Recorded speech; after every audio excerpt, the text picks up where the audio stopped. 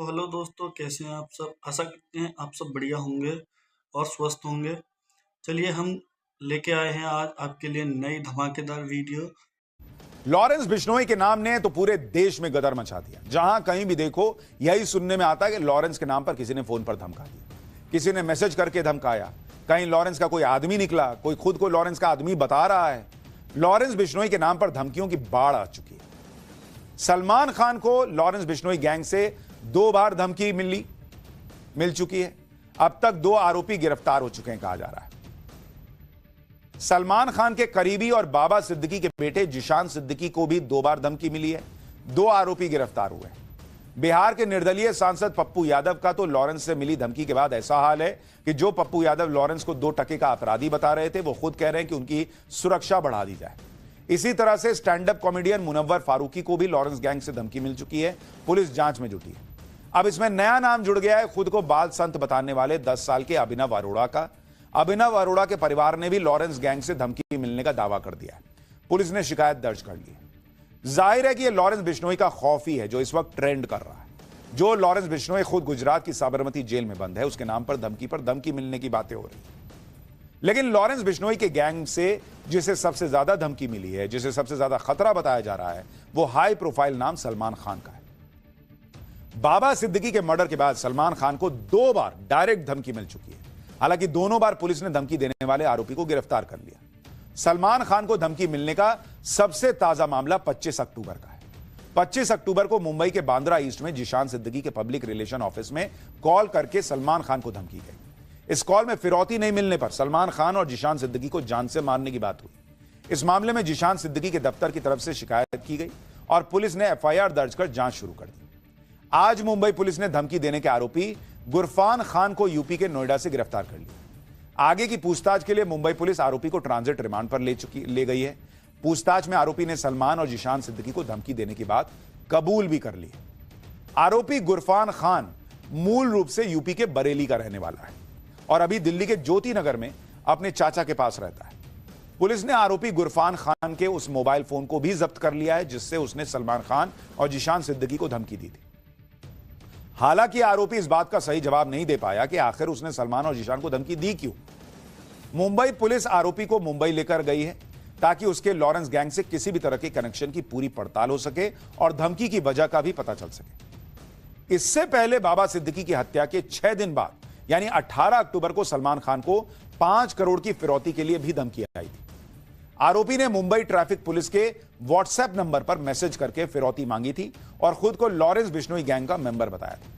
आरोपी ने मैसेज में लिखा था, इसे हल्के में मत लो, सलमान खान को जिंदा रहना है और उसे लॉरेंस से दुश्मनी खत्म करनी है तो उसे 5 करोड़ रुपए देने होंगे। अगर पैसे नहीं दिए गए तो सलमान का हाल बाबा सिद्दीकी से भी बुरा होगा। हालांकि इस मामले में भी मुंबई पुलिस धमकी देने के आरोपी शेख मोहसिन को झारखंड के जमशेदपुर से गिरफ्तार कर चुकी। धमकी देने वाला यह आदमी सब्जी की दुकान चलाता है। लॉरेंस बिश्नोई गैंग की तरफ से जिस तरह सलमान खान और उनसे जुड़े लोगों को धमकियां मिल रही हैं या धमकियों की एक तरह से कहिए बाढ़ आ गई है, उससे खबर है कि सलमान खान की रातों की नींद उड़ चुकी है। सलमान खान के करीबी और बाबा सिद्दीकी के बेटे जिशान सिद्दीकी ने एक इंटरव्यू में बताया कि सलमान खान आज भी उनके पिता की हत्या से दुखी हैं। वो अक्सर उन्हें याद करते हैं और परिवार से बात कर उनका हालचाल लेते हैं। सलमान खान के लिए सोना मुश्किल हो गया है। जिशान सिद्दीकी ने आगे बताया कि सलमान खान कहते हैं कि वो रात को सो नहीं पा रहे।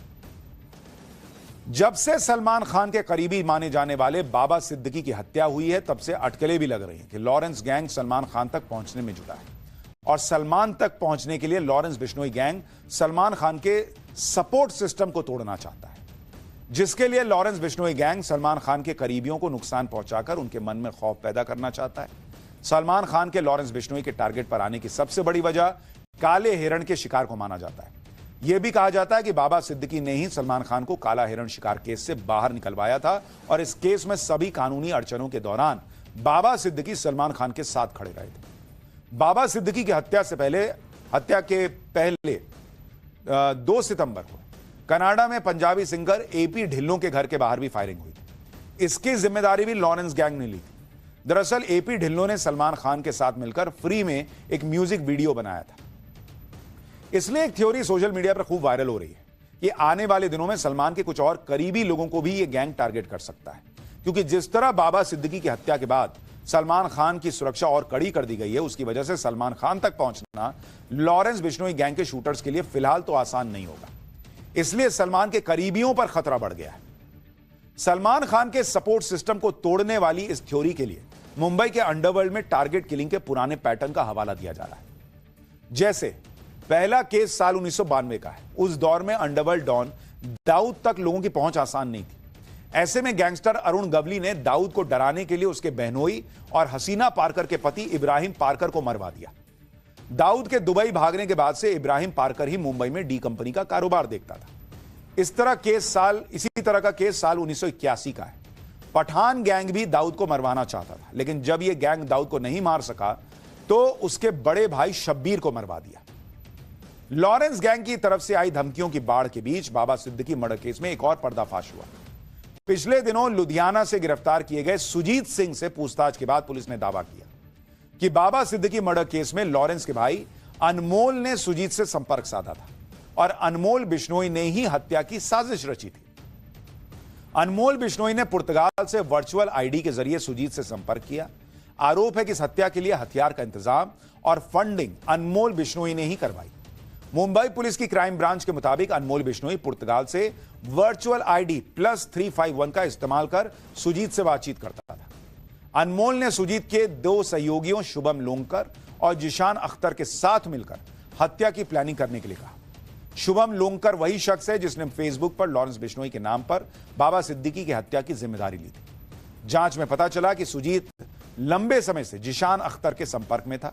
सुजीत ने अपनी असली पहचान छुपाकर खुद को बब्बू सिंह के नाम से अपने साथियों के सामने इंट्रोड्यूस कराया था। सुजीत ने इन सभी को हत्या की साजिश में शामिल किया और बाबा सिद्दीकी के घर और ऑफिस की रेकी भी करवाई। और फिर 12 अक्टूबर को दशहरे की रात मुंबई में लॉरेंस के गुर्गों ने बाबा सिद्दीकी की उनके बेटे के दफ्तर के बाहर गोली मारकर हत्या कर दी। अब तक ना तो शुभम लोंगकर की गिरफ्तारी हुई है और ना ही जिशान अख्तर की। बाबा सिद्दीकी मर्डर केस के ये दोनों आरोपी फरार हैं। मुंबई क्राइम ब्रांच की टीम इन्हें तलाश रही, लेकिन हैरानी की बात है कि इन सब के बावजूद लॉरेंस बिश्नोई के नाम पर जान से मारने की धमकियों का सिलसिला थम नहीं रहा है। लॉरेंस बिश्नोई गैंग में कहा जाता है कि 700 शूटर्स हैं। कहा जा रहा है कि लॉरेंस बिश्नोई ने शूटर्स का जो नेटवर्क तैयार कर लिया है, जो गैंग खड़ा कर लिया है, उसके लिए लॉरेंस ने कड़े नियम भी बनाए हुए हैं। लॉरेंस बिश्नोई गैंग के नियम और कानूनों के बारे में आप सुनेंगे तो आप भी हैरान रह जाएंगे। लॉरेंस बिश्नोई का कोड नेम गुरुजी है, जो उसके भाई अनमोल बिश्नोई ने रखा था। लॉरेंस बिश्नोई जेल में अन्न का सेवन भी नहीं करता, मौन व्रत रखता है। लॉरेंस हनुमान जी की पूजा करता है और रोजाना सूर्य नमस्कार भी करता है। लॉरेंस बिश्नोई के 3 मुख्य नियम हैं: शादी नहीं करनी है, शराब नहीं पीना है, मांस नहीं खाना है। लॉरेंस बिश्नोई खुद ब्रह्मचर्य का पालन करता है और गैंग को भी इसका पालन करने के लिए कहता है। लॉरेंस बिश्नोई का मानना है कि बीवी या गर्लफ्रेंड होने से शूटर्स इमोशनल होकर कमजोर हो जाएंगे। लॉरेंस बिश्नोई किसी शूटर के पकड़े जाने या फिर मारे जाने पर परिवार का पूरा खर्च भी उठाता है उसके। लॉरेंस बिश्नोई ने बहुत सोच समझकर यह नियम और अपने गैंग के लिए बनाए। इसी का नतीजा है कि उसके पास शूटर्स की कमी नहीं है, जिनके दम पर वो सलमान खान के घर पर फायरिंग करवाता है, बाबा सिद्दीकी की हत्या करवा देता है। लॉरेंस बिश्नोई गैंग को लेकर ऐसी भी अटकलें कि उसके कई शूटर एक दूसरे को जानते तक नहीं, वो बस इशारा मिलने पर काम को अंजाम देने में जुट जाते हैं। इन सारी वजहों से लॉरेंस बिश्नोई गैंग के मेंबर्स आसानी से नहीं टूटते और यही वजह है कि लॉरेंस बिश्नोई जिसे अपना निशाना बना लेता है, उसकी हालत पतली हो जाती है।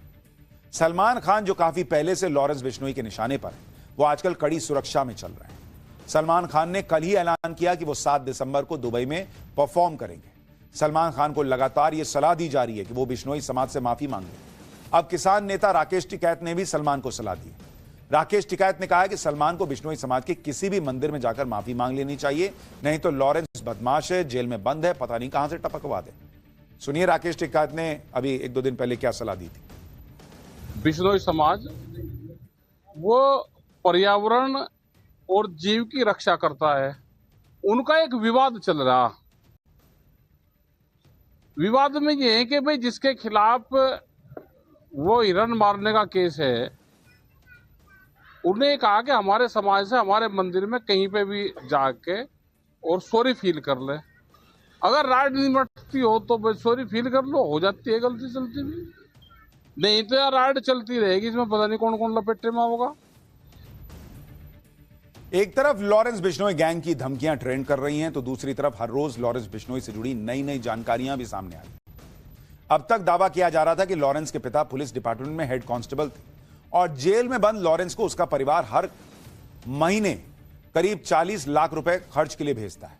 लेकिन नई मीडिया रिपोर्ट्स में इन दोनों दावों को खारिज किया गया है और लॉरेंस बिश्नोई के परिवार से बातचीत के हवाले से दावा किया गया है कि लॉरेंस बिश्नोई के खानदान में कभी कोई पुलिस में था ही नहीं।